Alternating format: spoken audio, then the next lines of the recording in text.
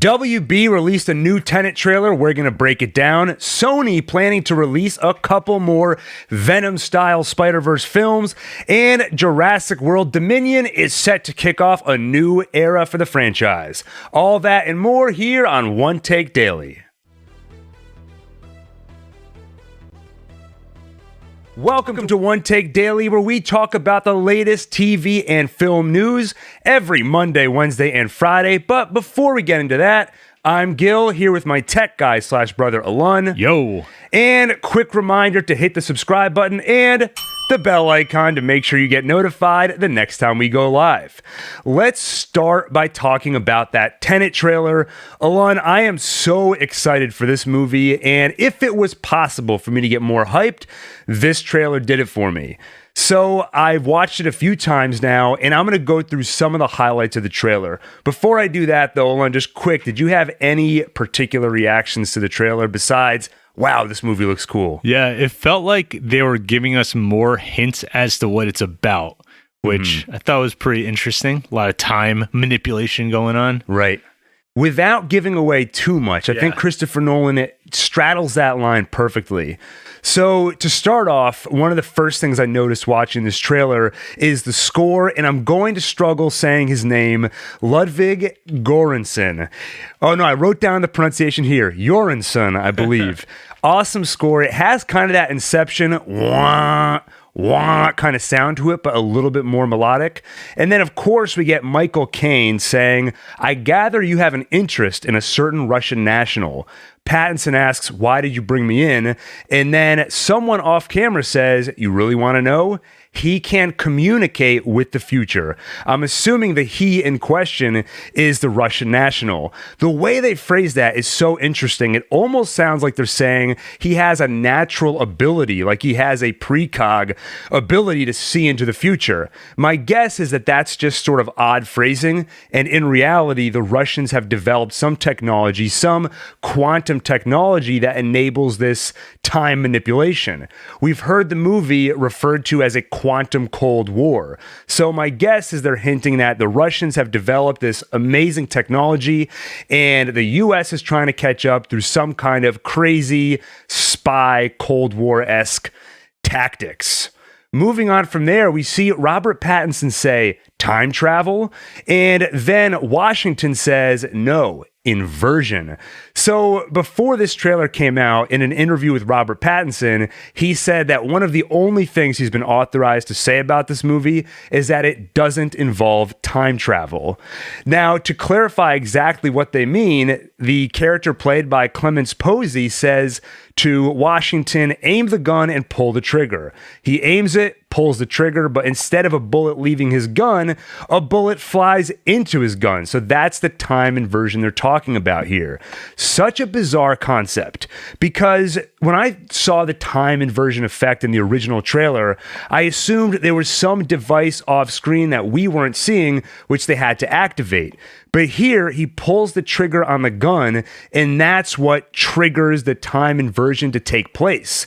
It almost seems like there's some off-screen device that they activate, and then when you take some physical action, it plays whatever event is in question, it plays it in reverse.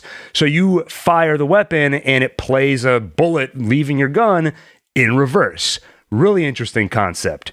We see that Russian national ask the protagonist, "How would you like to die?" Protagonist says, "Old," and the Russian tells him, "You chose the wrong profession." Alun, I'll leave it to you here. That's such a cliche line. I still like it, but it is a little cliche. Christopher Nolan is a great filmmaker. Occasionally, he does have those sort of eye roll moments that feel like they were taken out of a Marvel superhero movie. We literally just heard that line in Better Call Saul, too.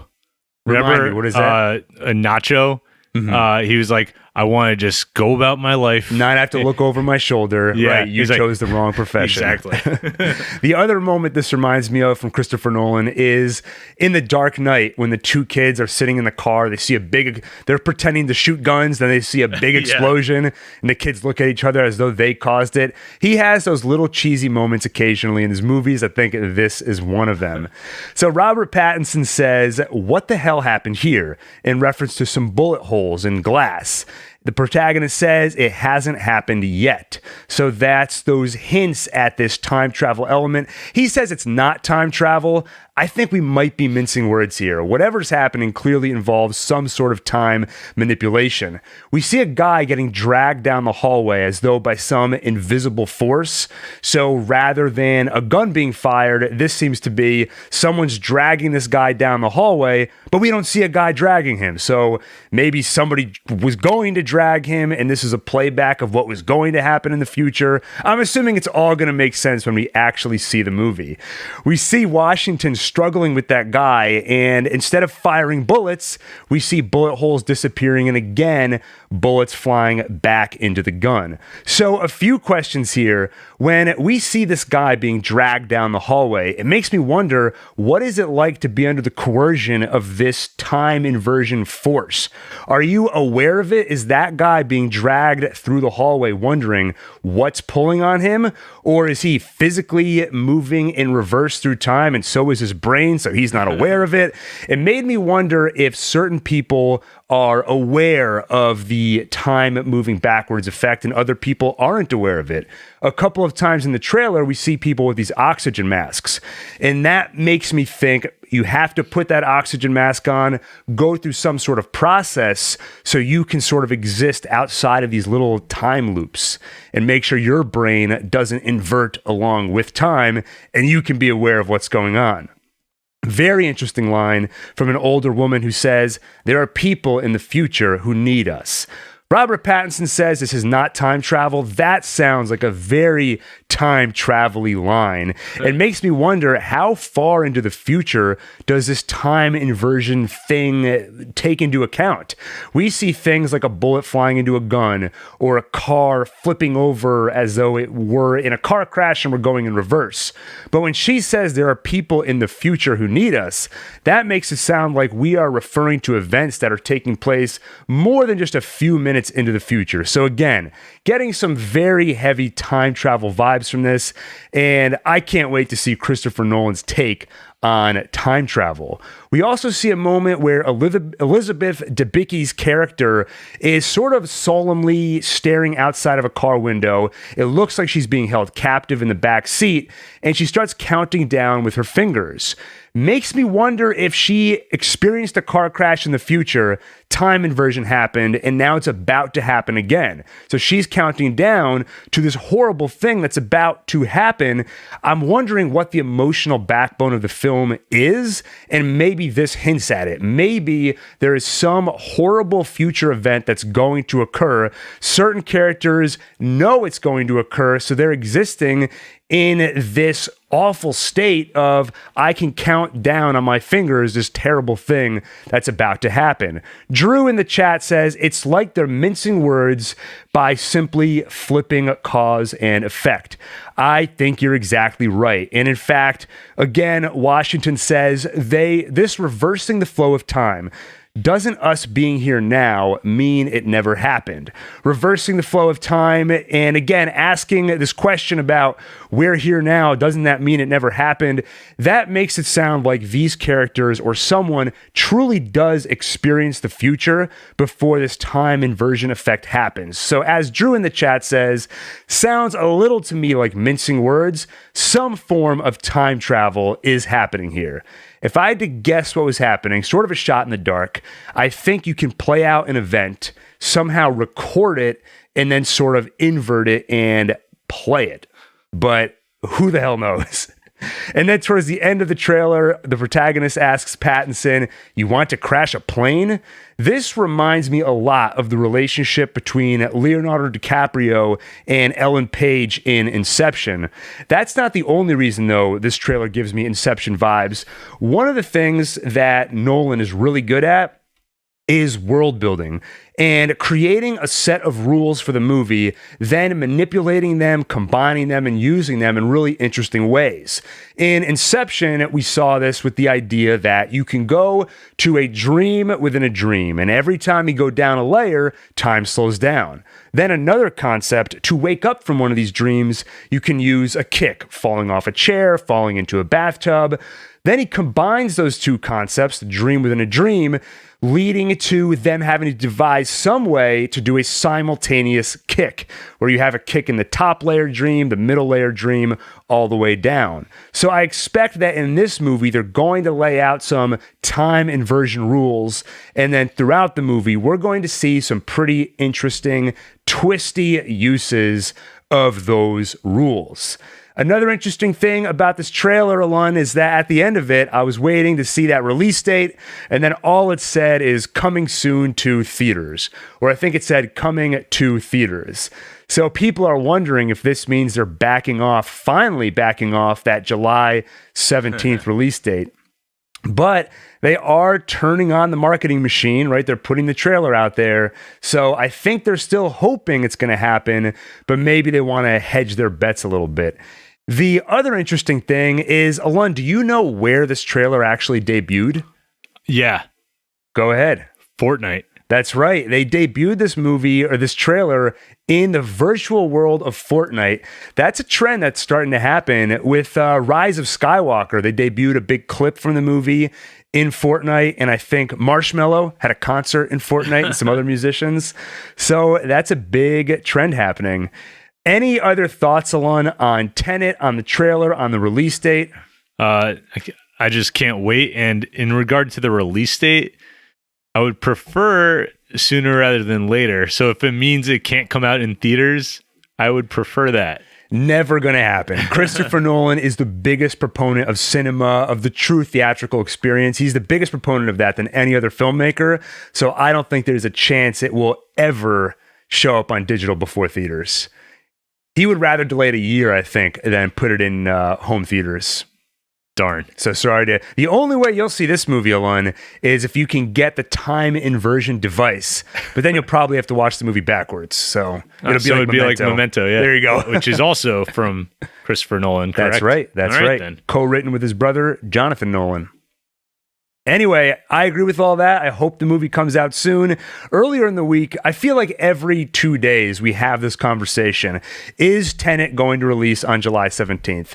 I know there's almost a chicken and egg thing going on here, a game of chicken, because a lot of other movie studios or the exhibitors don't want to open up until they know there's going to be a big movie to show. They don't want to open theaters, have nothing playing, and they just burn money. But at the same time, the movies don't want to come out until they know they're going to have theaters where they can play them.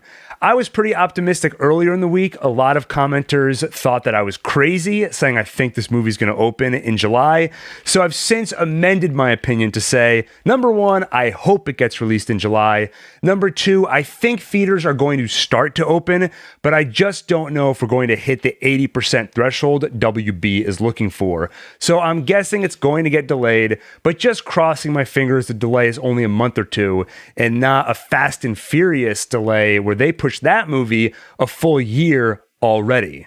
So moving on from that, let's talk about Sony's Spider-Man universe, which, by the way, Alon, we have Venom, Morbius, Venom 2, Let There Be Carnage. There's the MCU, the Marvel Cinematic Universe. Did you know that Sony has named their little pocket universe? They've given it a name. Do you know what they call it? No. The Sony Picture Universe of Marvel Characters. Ugh. SPUMC, or SPOOM, as I like to call it.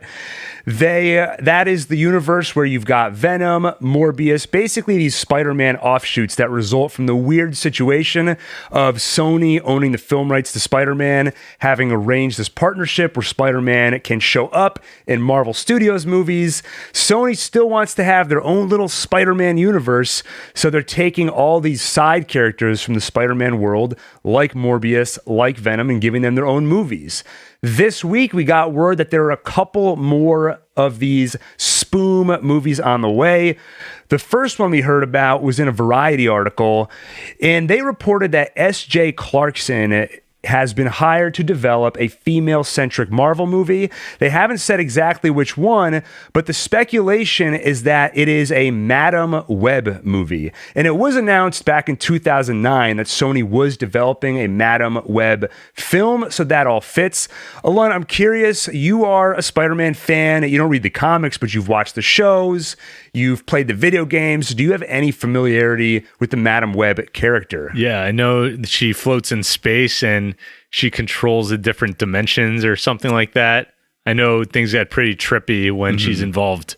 I know she was in the original cartoon. That's right. Well, not the original. So in the Variety article, this is my favorite part of the article. They say, in the comics, Madam Webb is depicted as an elderly woman with myasthenia gravis. If my brother were here, my medical school brother... Gravis? Yeah. Okay, he's off to the side here. It's pronounced myasthenia gravis. An elderly woman with myasthenia gravis, and thus was connected to a life support system that looked like a spider web. Due to her age and medical condition, Madam Webb never actually fought any villains. And then the article says, for that reason, sources have stressed it's possible the project could turn into something else. And I just find that funny. What does that mean exactly? They're developing this movie, they're in the pitch room, and then all of a sudden they realize, okay, who's the villain of this film? Well, sir, she never actually fought any villains or really did a whole lot. Oh, really? We got to find somebody else to make this movie about. Also, that line in the article is a direct copy and paste from Wikipedia, which I know because I immediately Wikipedia'd Madam Webb to find out what she's all about.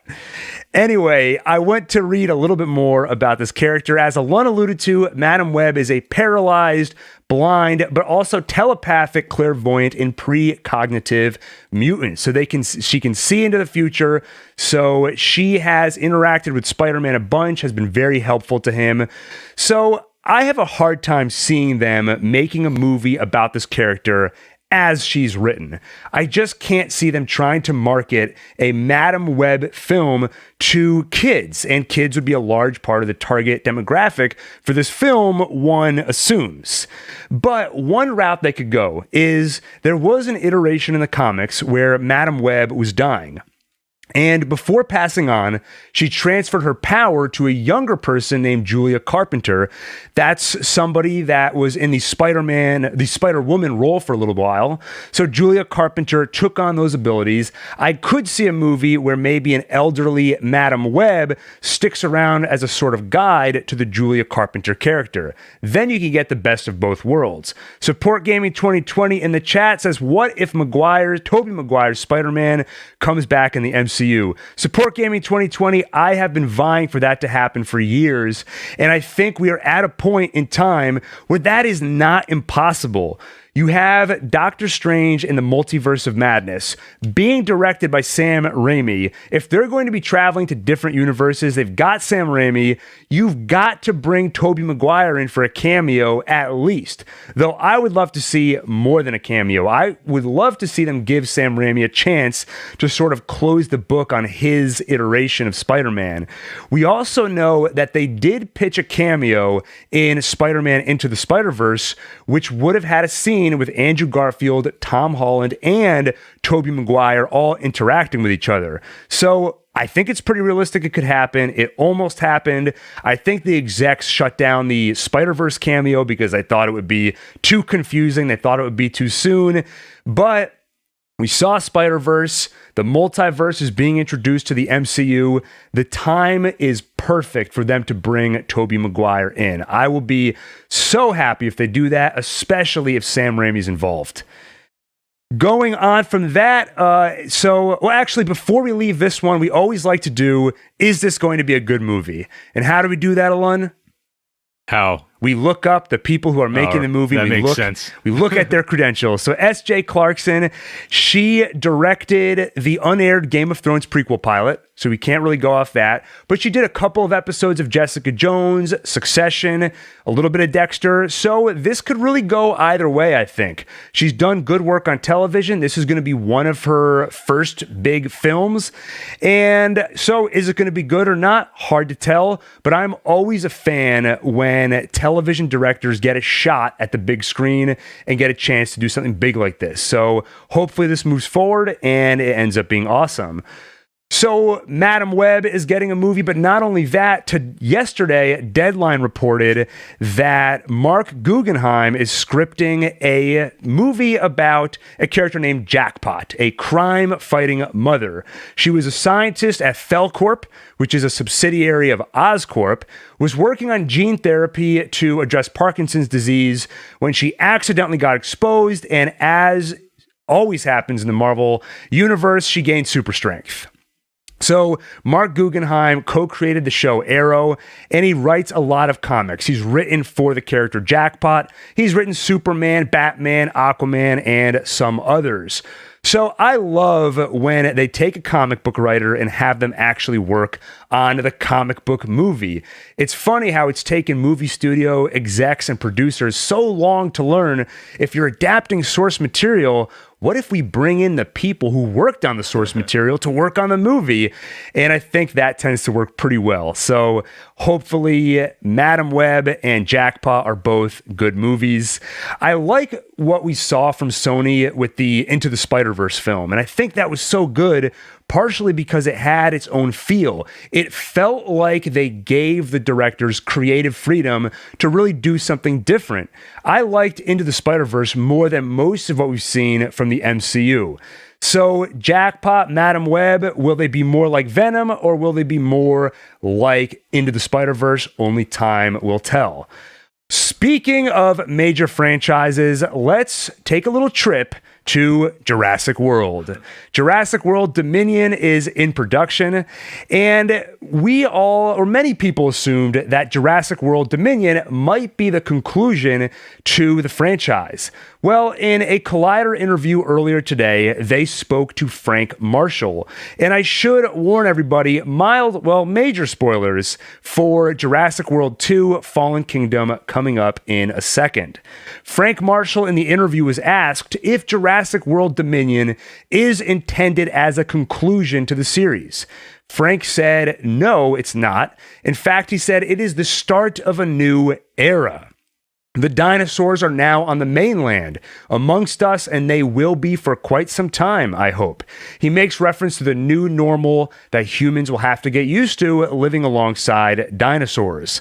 So the big spoiler there for Jurassic World Fallen Kingdom is that at the end of the movie, the thing we've been waiting for since Jurassic Park 1 happened, which is the dinosaurs are now on the mainland. And that's going to be pretty dangerous for human beings, I think. Alon, how do you think you'd do? You look out the window, you see a couple raptors, maybe a pterodactyl.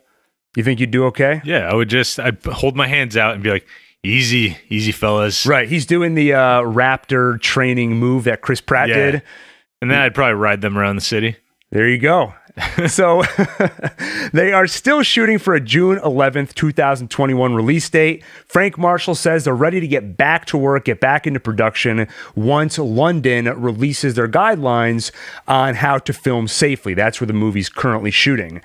So I would love to just take a moment to speculate on what happens after Jurassic World Dominion. How do you continue this franchise? We've had 6 movies now. You brought the dinosaurs into the real world. Where do you go from here? It feels a little bit like Westworld, right? They left the park, and now what do you do? It's a whole world of possibilities. Owen, do you have any pitches off the top of your head? What would you do for a Jurassic World 4, i.e. Jurassic Park 7? I could see a world where things have gone to hell and we've pretty much lost a lot of our technology capabilities.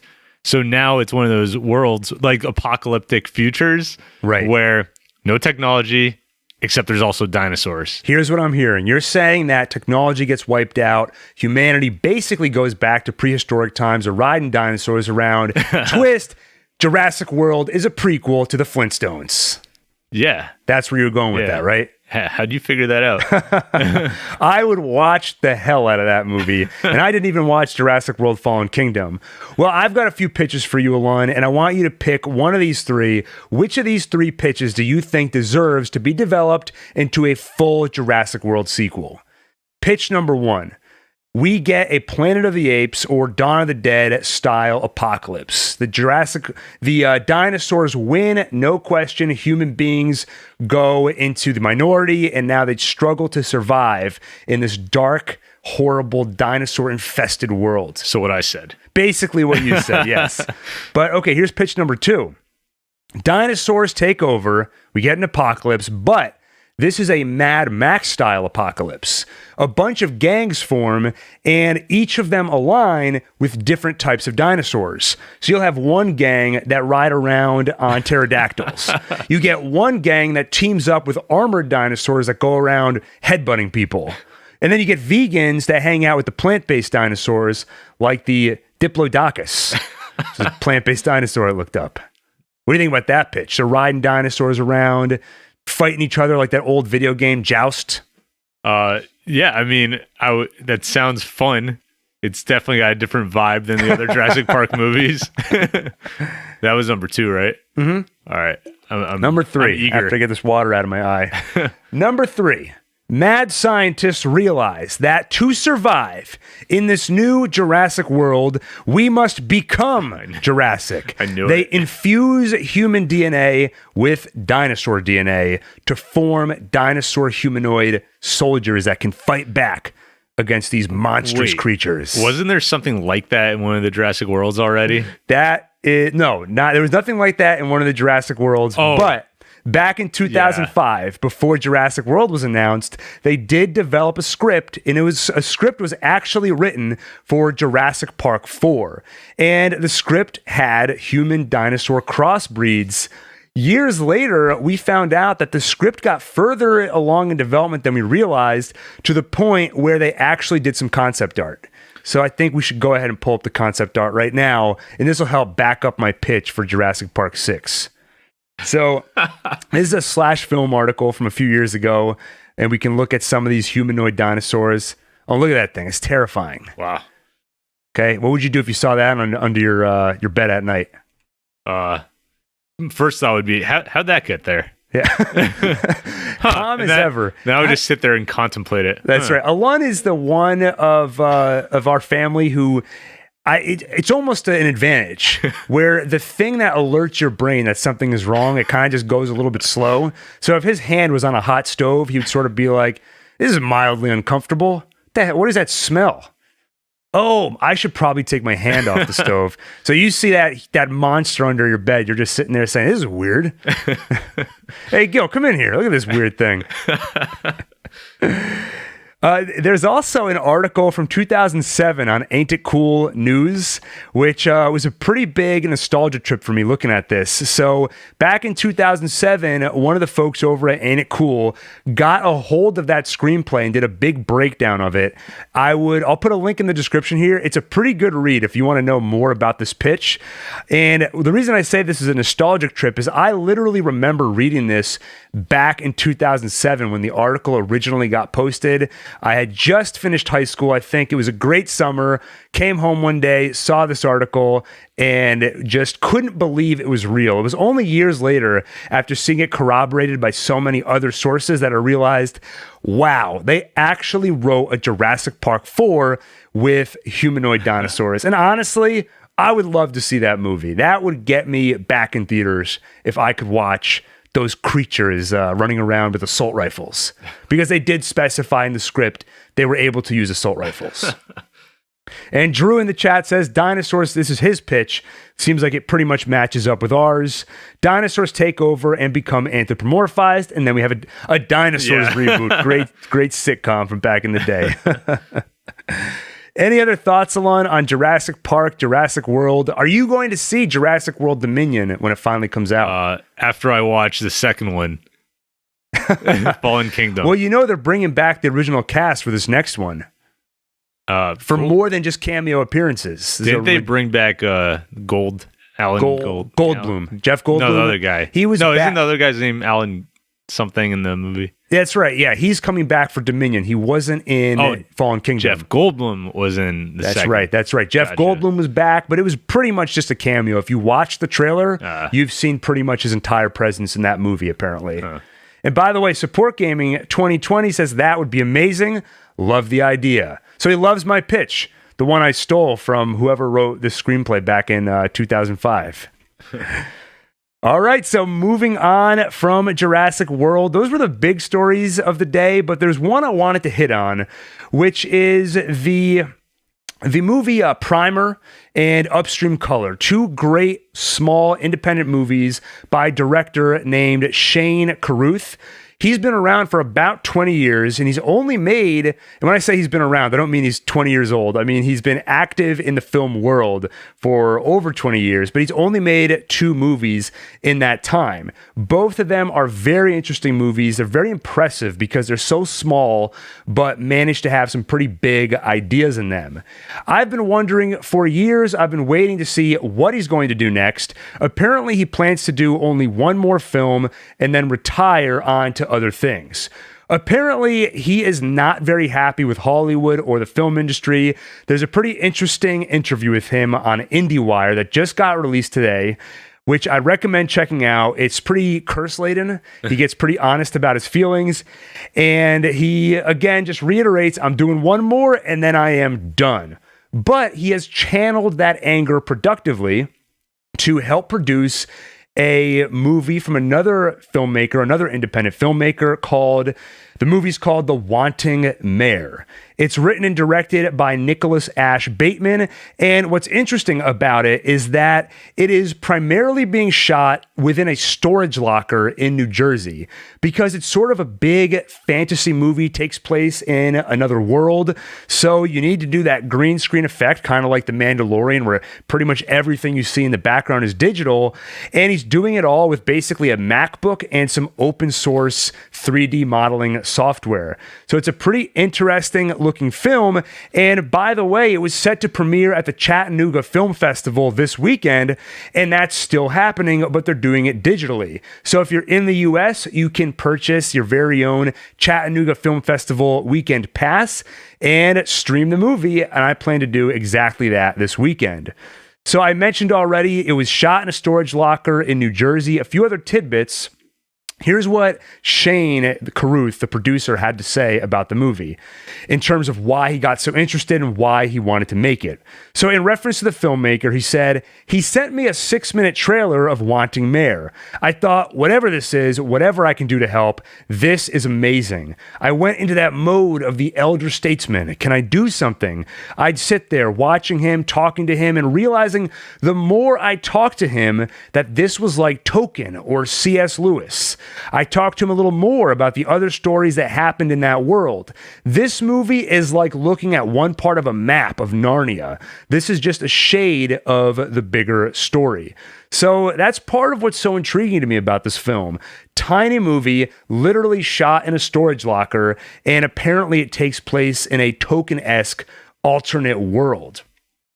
In the interview, they asked Shane Carruth his first impressions after seeing the movie, and he said, my first response is, how is this guy doing this? Let's not pretend this guy's an expert in CG or 2D replacement or green screens. That's just what he had to do to make it happen. But what he's doing, some people would pay $10 million for, and he's doing it with a copy of Blender on a MacBook. And by the way, Blender is, like I mentioned earlier, open source software. Anybody can download it and create 3-dimensional imagery.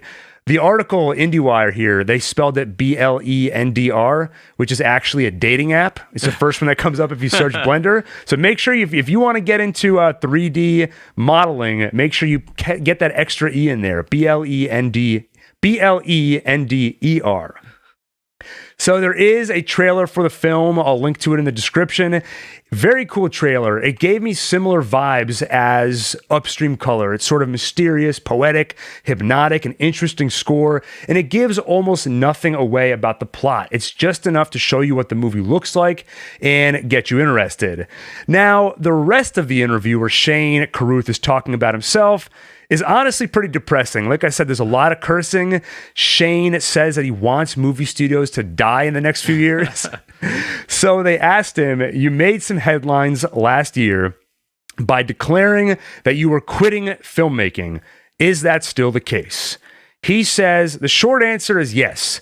I've got one last project in front of me. I shouldn't say anything about it. I'm still defining the edges, but that is it for me. I'm not going to say I'm doing a project and then hope Paramount gives me a deal or whatever the hell. I'm not doing that anymore. There's 1,000 other things I'm interested in doing in life that I don't talk about because they don't matter to Film Twitter. Are we Film Twitter, by the way? I don't know if we're part of that community. We're Film YouTube. Okay, we're Film YouTube. He's not talking about us. Oh, but we are streaming this on Periscope right now, which is owned by Twitter. Oh, shut down Periscope, quick. He says, I have interests and I'm going to go there. I'm not going to spend the rest of my life talking to these a-holes and trying to get financing for an effing bridge loan or whatever the hell they're going to do. All this shit is stupid. None of it is real. I'm not going to be, and he goes on and on. So kind of sad to see Shane Carruth, who was so passionate about film. He made these two incredible movies, Primer and Upstream Color, so down on the film industry. But it's cool to see him backing this small movie, and he does say he's going to do another flick before he retires. To end on a more positive note, though, here's the premise for the movie, the Wanting Mare, just to get you intrigued by it. The premise is a recurring dream that gets passed down from generation to generation. A woman dies during childbirth. In her last words, tries to tell her daughter about this recurring dream. So you die, and then your child starts to have the same dream that you are having. The dream has memories of another age long before us, one where magic and myth were alive in the world, and the movie takes place over the course of 35 years. So a pretty interesting fantasy mystery element to it. I can't wait to watch it either tonight or sometime this weekend, and then I'll report back. Unless it's not good, and then I just won't talk about it again because I don't want to get on Shane Carruth's bad side after this IndieWire interview. Alon, anything else to say about this movie or just film, television in general? Anything you've watched recently? Anything you want to share? Well, I'm very intrigued by the movie you just described. I loved Primer. I'm kind of hoping that this movie, the new one, is kind of like that, where while you're watching it, you're like struggling to figure it out. Then you go online, research it, learn some things, then go back, watch it again. Yeah. You know, that'd be cool. By the way, Drew in the chat says, we don't talk about Upload. We don't have to say anything more about that. We did our review. We did, yeah. Mixed feelings. We don't have to go down that road again anyway. So anything else, Alon? Have you watched anything interesting recently? Just been watching Extras with you. That's right. I'm still going on my Ricky Gervais kick, and I'm about to finish rewatching all of Extras. Great show. Other than that, I'm going to jump into the Chatanooga Film Festival this weekend and check out some small indie flicks and take a little break from these big budget, humdrum, we've seen it before kind of movies, right? Yeah. So I think with that, we can wrap it up. So thanks for watching. If you enjoyed this video, make sure to hit that like button, hit the subscribe button, and of course, the bell icon to make sure you get notified the next time we go live. So thanks for watching, and see you on the next One Take.